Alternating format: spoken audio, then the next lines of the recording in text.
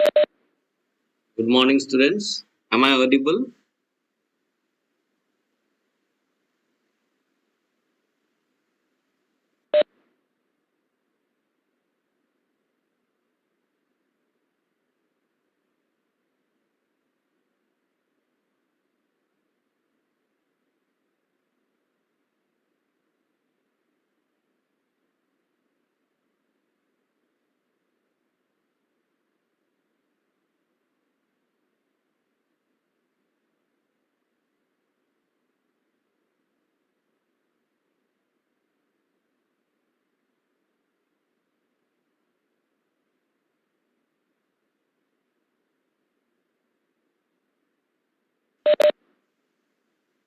In the last class, we have discussed about specific energy. Okay. In the last class, we have discussed about specific energy. So I'm going to repeat this thing. Okay. Specific energy. When we measure energy with respect to bed of the channel. Okay. We'll be having two components in specific energy. One is your kinetic energy head, that is V square by 2G, or another one is your pressure energy, or you can also say potential energy or bed of the channel. Okay. So in specific energy, you will be having only two components. One is kinetic energy head and one is your depth of flow. Okay. Then we can draw a graph between your depth of flow and your specific energy. Okay. Then we will be having a straight line which is also called as E is equal to Y. That means your specific energy is equal to depth of flow, and it is at an angle of 45 degree. Okay. These things we have already discussed, just to brush up. Okay. It is an angle of 45 degree. Then for any discharge, if you draw a specific energy curve, it will come under this portion. Okay. And then for each discharge, you will be getting different. For each discharge, you'll be getting different specific curve. Okay. You'll be getting different specific curve. Okay. For the same channel. Okay. Suppose if you consider a rectangular channel, for a particular discharge, you are going to get a specific curve. If you change the discharge, then you will getting another specific curve. Okay. For each discharge in that particular specific curve, you will be having as minimum specific energy. Okay. For suppose the first curve, this point is our minimum specific energy. Okay. Okay. For each curve, you will be having one minimum specific energy. Then if you connect all the minimum specific energy from 0 by a straight line from here, from 0, then it divides the whole curve into two portions. Okay. That upper portion is called subcritical. Okay. Subcritical, and lower portion is called supercritical. Okay. Always remember, your depth of flow in supercritical is below your critical depth. Okay. Suppose that first curve you have seen, that minimum specific energy, corresponding to that minimum specific energy, the depth is your critical depth. Suppose this is your minimum specific energy for your first curve. Okay. So this is your E minimum for the first curve. Okay. So corresponding to that E minimum, whatever the depth is your critical depth for your first discharge, or you can say first curve. Okay. So this is your critical depth of flow. So for supercritical, if you see that this line divide the curve into two portions. Okay. So upper one is subcritical, lower one is supercritical. So in place of supercritical, your depth of flow is always less than your critical depth. Okay. Okay. So if you see from this diagram, you can easily identify the depth of flow or your supercritical flow is always less than your critical depth. Okay. And vice versa here. For subcritical, your depth of flow is always greater than your critical flow, or you can say critical depth of flow. Okay.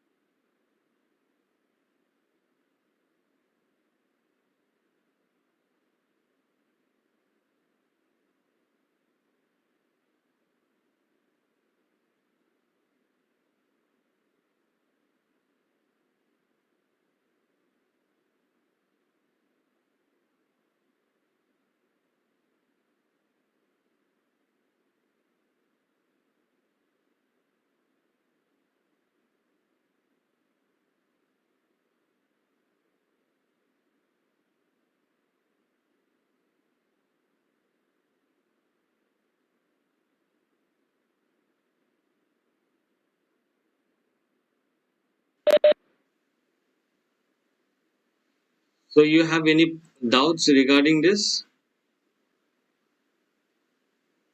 See, in the beginning of this subject, we have discussed about non-uniform flow, and in that non-uniform flow, we have discussed one component called rapidly varied flow, or you can say hydraulic jump. Okay, so here that hydraulic jump, when your flow jumps from supercritical to subcritical, that means if you draw a hydraulic jump condition,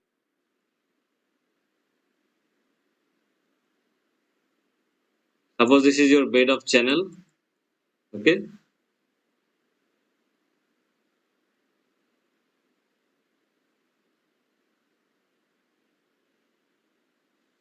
the water is flowing. So this is your suppose one obstruction, or you can consider it's a dam or any kind of obstruction. Okay, then the flow is coming from upstream towards the downstream. Okay, so what happened once you are obstructing, the water is going to overflow.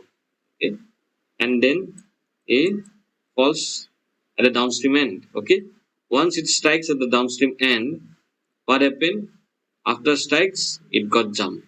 Okay, so this phenomenon is called hydraulic jump. So here, if you remember, we will be having two depths. Okay, I think we have already discussed about this thing. We will be having two depths. One is before jump and one is after jump, that is y1 and y2. So this y1 is in supercritical. Okay, is in supercritical. That means this y1 is less than your critical depth. Okay, when your flow changes from supercritical to this is your subcritical. Okay, so these are interlinked. Okay, You can say when your flow changes from supercritical to subcritical, hydraulic jump occurs. Okay. So what happens when you go for competitive exam? You can you can see such questions. It's given like this: when your flow changes from supercritical to subcritical, what is the condition? Okay, there will be some option. So in that place, you have to consider the hydraulic jump option. Okay, so hydraulic jump is related to your specific energy. Okay, when your flow parameters or flow conditions changes from supercritical to subcritical, then your hydraulic jump occurs, and it is also called as rapidly varied flow. Okay, rapidly varied flow. So what is rapidly varied flow? That we have already discussed. Okay,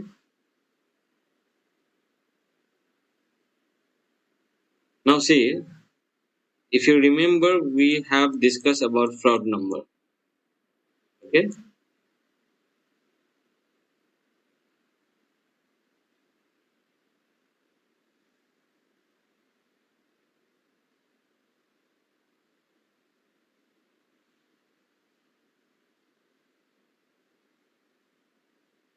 so Froude number, you remember, it's inertia force by gravity force.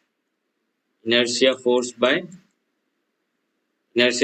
gravity force. Okay, gravity force, or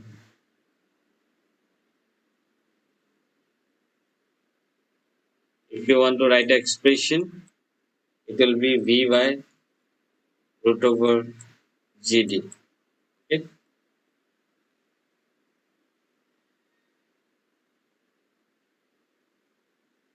so D is nothing but your area by top width.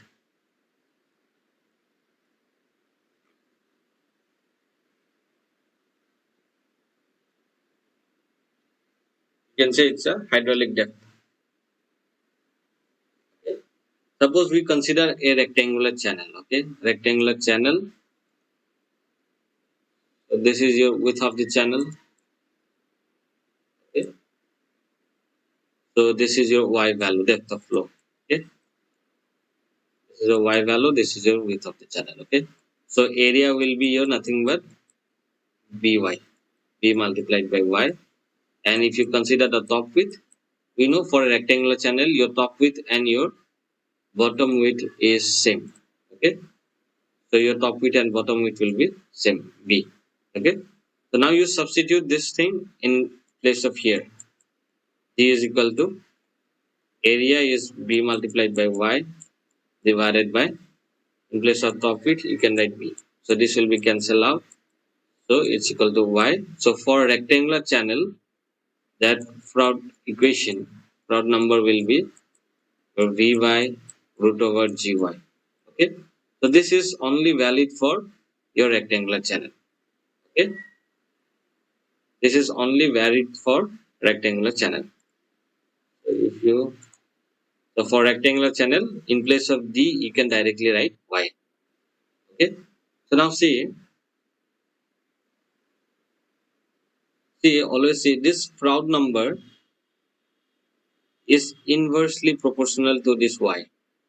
Okay, understood?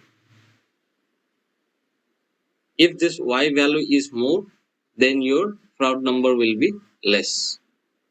Okay, because it's divided by.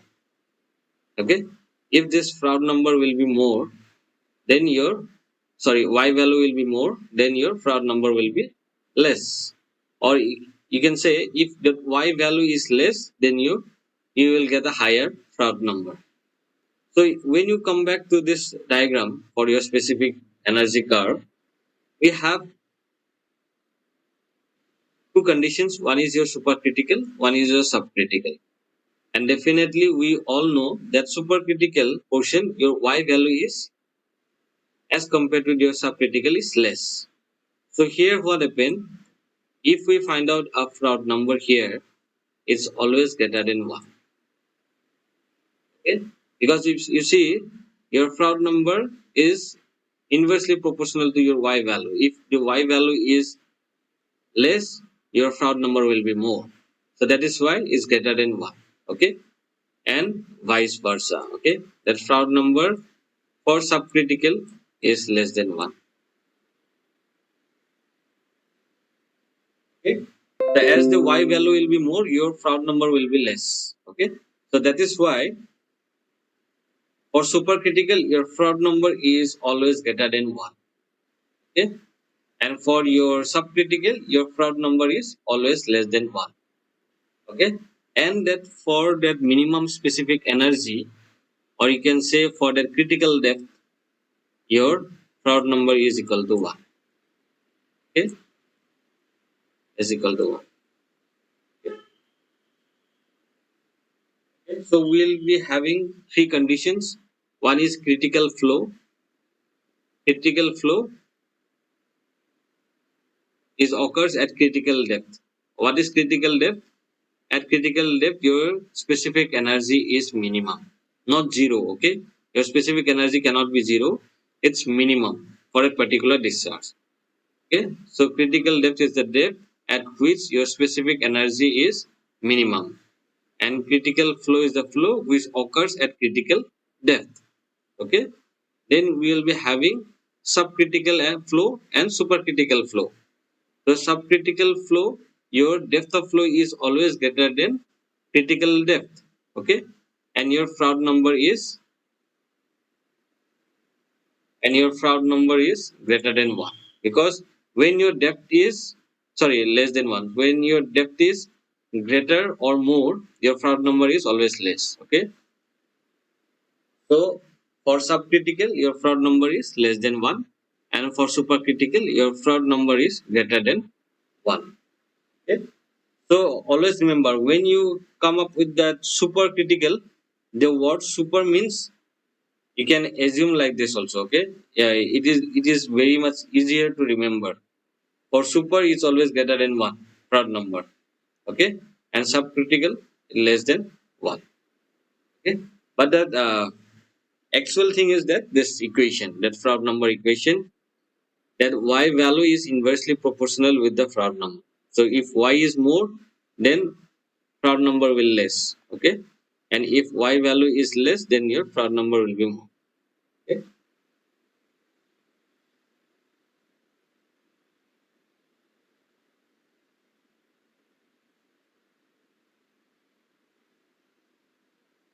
so yeah. In the last class we have discussed, suppose you consider a graph. Okay, specific energy curve. Suppose you consider a specific energy curve. Consider this curve. Okay, this is a specific energy curve for a particular discharge Q. Okay, so we have already discussed. Consider, you consider a graph. Okay, specific energy curve. Suppose you consider a specific energy curve. Consider this curve. Okay, this is a specific energy curve for a particular discharge Q. Okay, so we have already discussed, if you consider any specific energy apart from the minimum value, you will be getting two depth. Okay, suppose if we consider the specific energy of 2 meter, for the 2 meter specific energy corresponding to that 2 meter of specific energy, we will be having two depth of flow. Okay, that means same specific energy but two different depth of flow. Okay, one is at supercritical and one is at subcritical, because this line divides the two portion. One is supercritical and one, this is supercritical, this is subcritical. So whenever you consider any specific energy apart from your minimum specific energy, you'll always going to have two different depth of flow for the same energy, and that two depth of flow, one is in supercritical and one is in subcritical. Okay, and these two depths are called alternate depth. Okay, these two depths are called alternate depth. Okay, so I'm going to give you this PDF, so don't worry, this derivation you can get it from here. Okay, not derivation, just Go through this.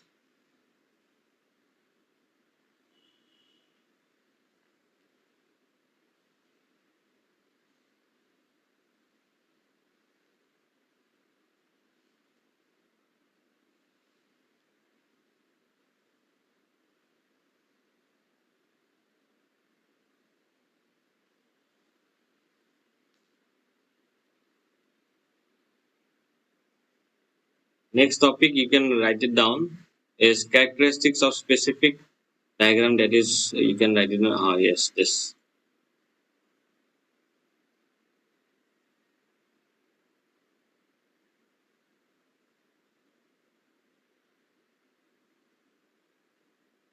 condition for maximum discharge at given specific energy. Okay, kindly write down. Okay, condition for maximum discharge at given specific energy. Condition for maximum discharge at given specific energy.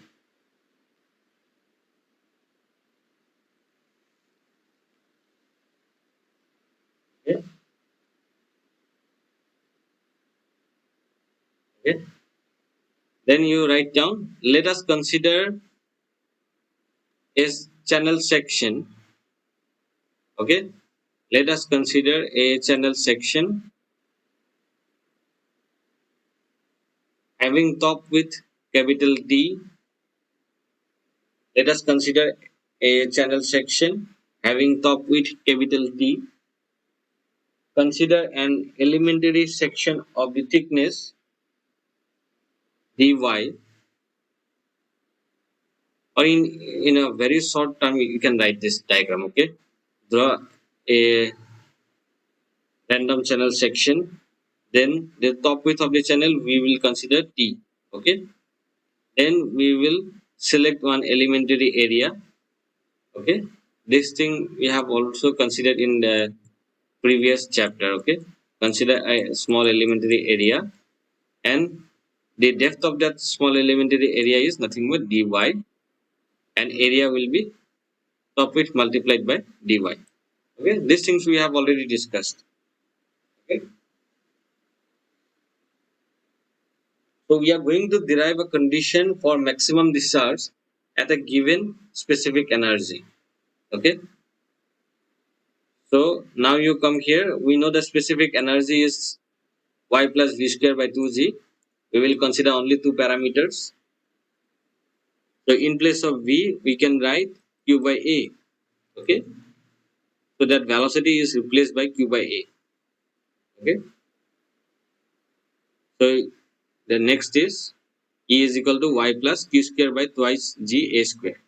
Okay, in place of velocity we have substitute q by a, and as it is square, so that is why we have q square by a square.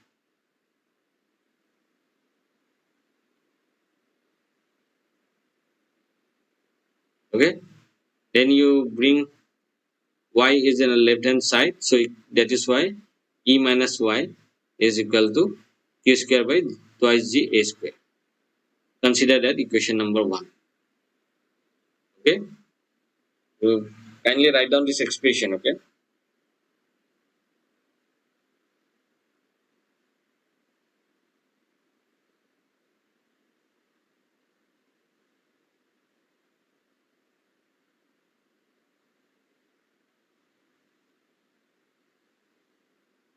over.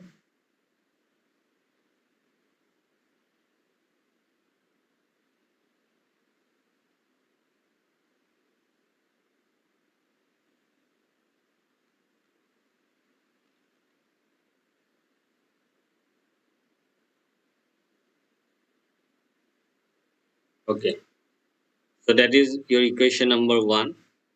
Then again we are solving that equation number 1. Okay,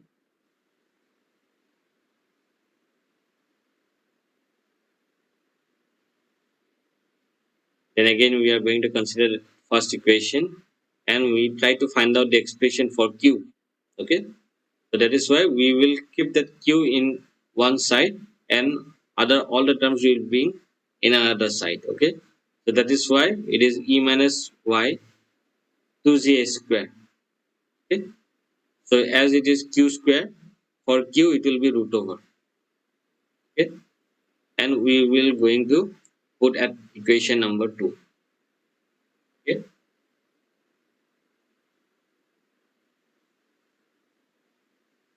Then you write now differentiating q with respect to y and equating to 0. Okay. Now differentiating q, that is discharge, with respect to y, that is depth of flow, and equating to 0. Here it's not visible. You can write this dq by dy is equal to 0. Okay.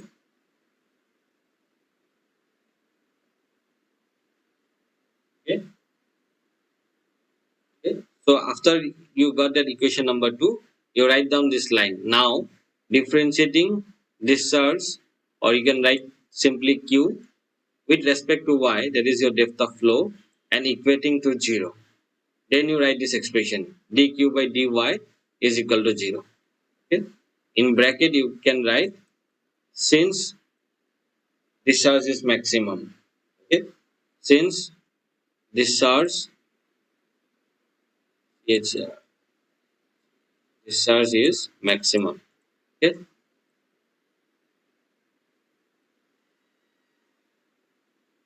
Okay.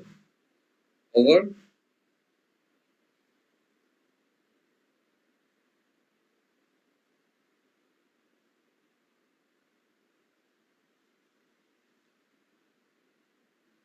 So now we have to differentiate that discharge equation, that is your equation number 2, with respect to y.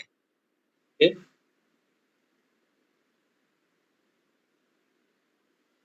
So this is very simple. If you differentiate, you will get this.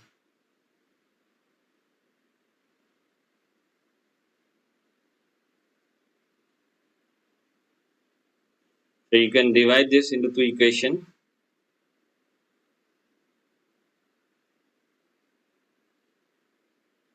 So this 2z is constant. Okay. Twice z is nothing but your constant. Okay. So that z is also 9.81 is constant. 2 is also constant. So that is why root over 2z is bring out. Huh? Because it's constant. We are not going to differentiate. Okay. What is left out is area, because it's a square and we have root over, so that is why we have only single a. Okay. If you see in the equation number 2, you have a square, area square. So that area square, and we have root over, so this will be cancelled out. We will be having single a. Okay. And then root over e minus y. So we are going to differentiate this with respect to y. So we have, you can use this differentiation equation of u multiplied by v, first into differentiation of second, plus second into differentiation of first. Okay. So first we have considered this one as the first one. So root over e minus y, differentiation of second one, that is dA by dy, plus first a multiplied by differentiation of second. So this is e minus y to the power half. Half will come here, multiplied by 1 by root over e by y. Again e by y we have to differentiate. Okay. E minus y. Okay.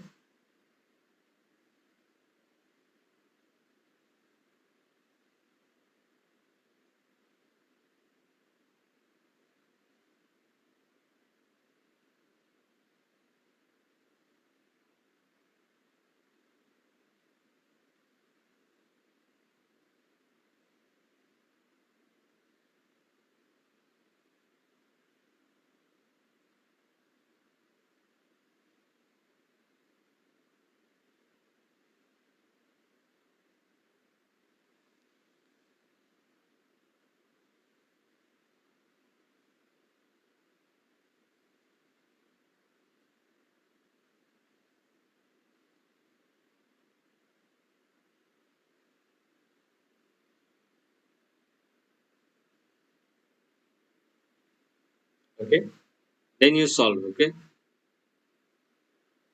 this is the next step.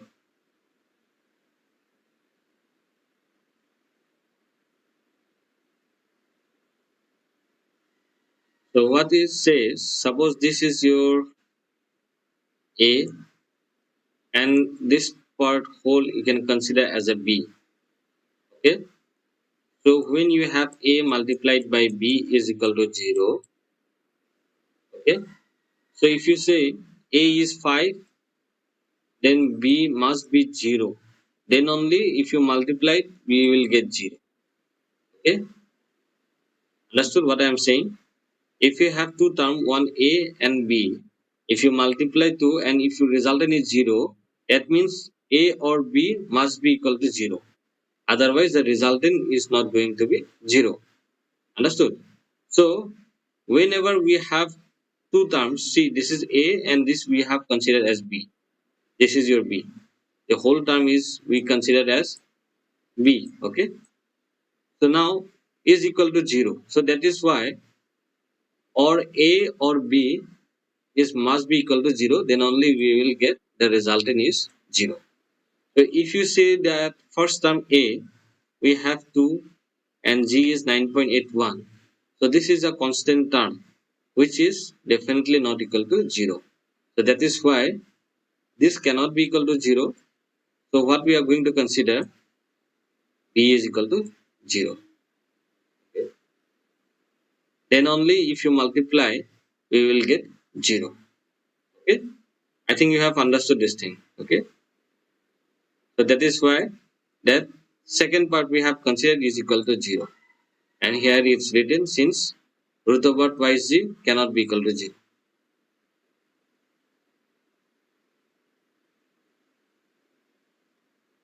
After solving, you will get this term.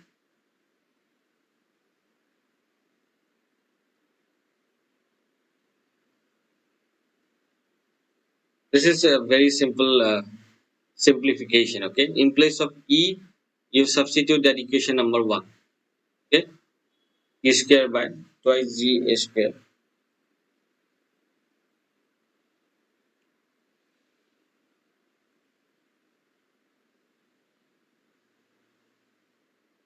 You solve and see you are getting the same equation or not. You should get this equation. Q square t by g a cube. Q square t by g a cube is equal to 1.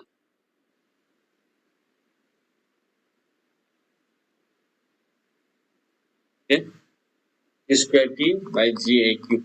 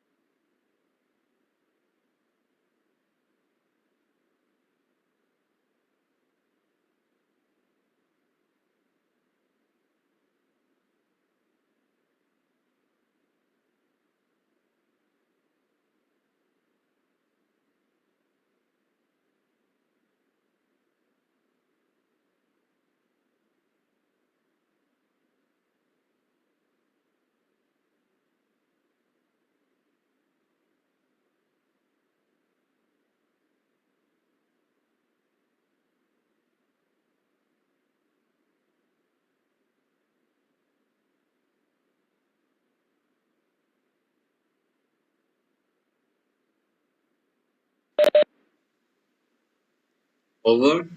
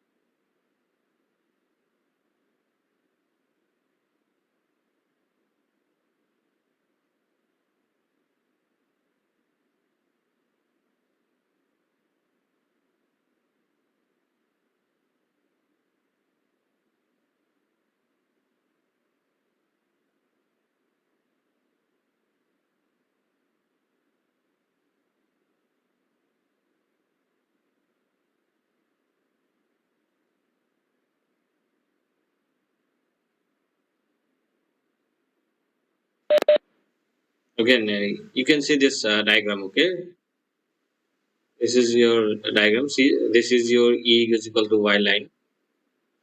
Okay, see, this is your E is equal to Y line, and for each discharge, you will be having one card.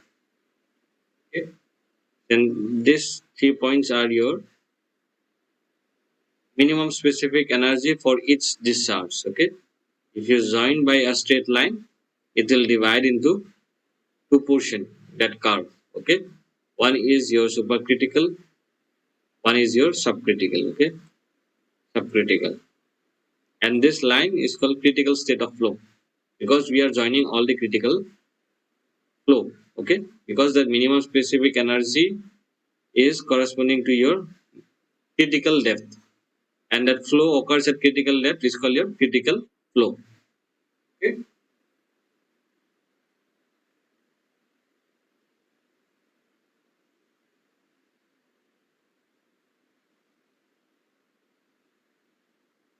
here this we are discussing now maximum discharge at a given specific energy. Okay,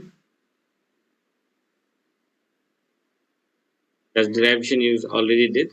If you want, you can do like this also. Okay, it's up to you how you do. Only you have to do differentiate that discharge with respect to y. Okay, for maximum discharge. Then we will be having two terms. One is a, one is b. Definitely a is a constant term, so cannot be zero. So we consider this b term is equal to zero. Okay, and then you can proceed. And our aim is to find out this expression that q square t by ga cube is equal to 1. Okay, and you try to memorize this equation because we are going to use this equation in numericals also. Okay, q square t by ga cube is equal to 1. Then we have one specific force that we discuss in the next class. Okay,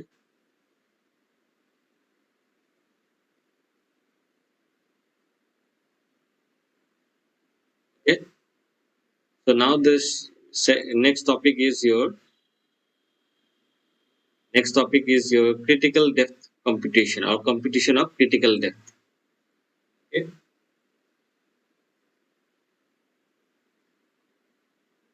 so critical state of flow when it occurs under several conditions. First, when your specific energy is minimum for a given discharge. I think this first one we have already discussed. When your specific energy is minimum at that particular corresponding to that depth is your critical depth, and flow occurs at critical depth is your critical flow. Okay. So definitely second is your discharge is maximum for a given specific energy. That equation we have already derived. Q square T by Ga cube. This is also a critical condition flow. Okay, is equal to 1. Q square T by Ga cube. Okay, discharge is maximum for a given specific energy. Then specific force is minimum for a given discharge, and discharge is maximum for a given specific force. This is specific force and this is specific energy. Okay, it's very much similar. Okay, one is discharge and one is force. Okay. Number 5, velocity head is equal to half of the hydraulic depth, that is d by 2. These are the conditions. Okay, v square by 2g, that is your velocity head, or you can say kinetic energy head, is equal to d by 2. D is nothing but area by top width. We have already discussed this. Okay.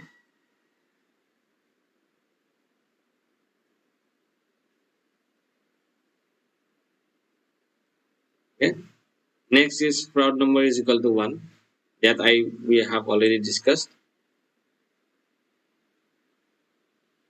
Next is Froude number is equal to 1, that we have already discussed. Okay. So these are the main conditions for critical flow. Okay. So what we do, we have some methods how to show you. Okay. For rectangular channel, how we are going to derive that expression for your critical depth. That is YC is nothing but your critical depth. Okay. So how we derive the expression for critical depth of a rectangular channel, then triangular channel. Okay. So these things we are going to derive in next class. Okay. So all the derivation here, we have to use this equation. So that is why I ask you to memorize this. Q square T by G A cube is equal to 1. Okay. It's not that much difficult, but whenever you are going to solve numericals or you go for derivation, you should know this condition. Q square T by G A cube is equal to 1. That is your critical flow condition of a channel.